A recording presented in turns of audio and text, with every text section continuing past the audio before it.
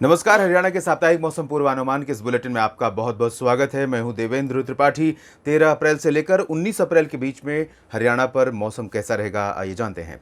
बहुत दिनों के बाद, लंबे स्पेल के बाद हीट वेव के अब मौसम करवट ले रहा है। इस समय एक डब्ल्यूडी उत्तर भारत के भागों पर है। साइक्लोनिक सर्कुलेशन का इम्पैक्ट है कि अरबियन सी से मॉइस्चर उत्तर भारत के मैदानी इलाकों की तरफ भी पहुंच रहा है। जाहिर है हरियाणा भी प्रभावित हो सकता है।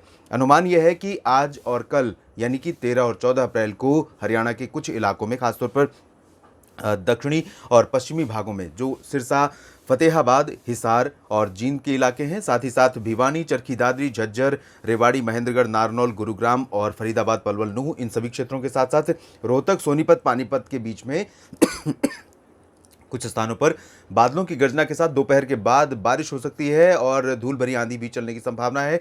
लाइटनिंग और थंडरस्टॉर्म की संभावनाएं भी रहेंगी, यानी बिजली कड़कने और बिजली चमकने की संभावनाएं, आशंकाएं भी रहेंगी। उत्तरी इलाकों में भी कुछ स्थानों पर इस तरह का मौसम देखने को मिल सकता है। प्री मानसून की गतिविधियां यहां पर दिखाई दे सकती हैं। चंडीगढ़, पंचकुला, अंबाला, यमुनानगर, कुरुक्षेत्र, कैथल, करनाल में भी 2 दिनों के बाद स्थितियां थोड़ी सी बदलेंगी और मौसम फिर से थोड़ा सा कमजोर होने लगेगा। लेकिन आपको बता दें कि इस पूरे वीक में, यानी कि 19 अप्रैल तक, 13 से लेकर 19 अप्रैल के बीच में लगातार अनुमान है कि उत्तर भारत के मैदानी इलाकों पर, इंक्लूडिंग हरियाणा, आर्द्र हवाओं का प्रभाव रहेगा। कभी बे ऑफ बंगाल की तरफ से तो कभी अरेबियन सी की तरफ से, और इन हवाओं के कारण टेम्परेचर थोड़े से नीचे रहेंगे पिछले सप्ताह की तुलना में। इस पूरे सप्ताह के दौरान, चाहे वो उत्तर में अंबाला, यमुनानगर, करनाल, कुरुक्षेत्र हो, या दक्षिण में नारनौल और नूंह, पलवल के इलाके हों, या फिर पश्चिम में हिसार और सिरसा के क्षेत्र हों, तो इन सभी क्षेत्रों में तापमान थोड़े से कम रहेंगे, 1 या 2 डिग्री सेल्सियस। लेकिन रिलेटिव ह्यूमिडिटी यानी आर्द्रता बढ़ने के कारण गर्मी और उमस काफ़ी परेशान कर सकती है।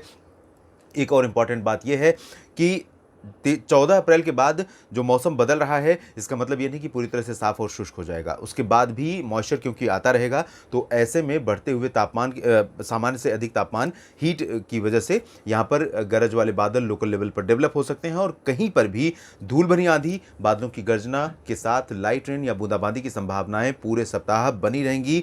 2 दिनों के बाद, 13 और 14 अप्रैल के बाद, ज़्यादा संभावना उत्तरी इलाकों में रहेगी, पंचकुला से लेकर करनाल के बीच में, सोनीपत, पानीपत के बीच में।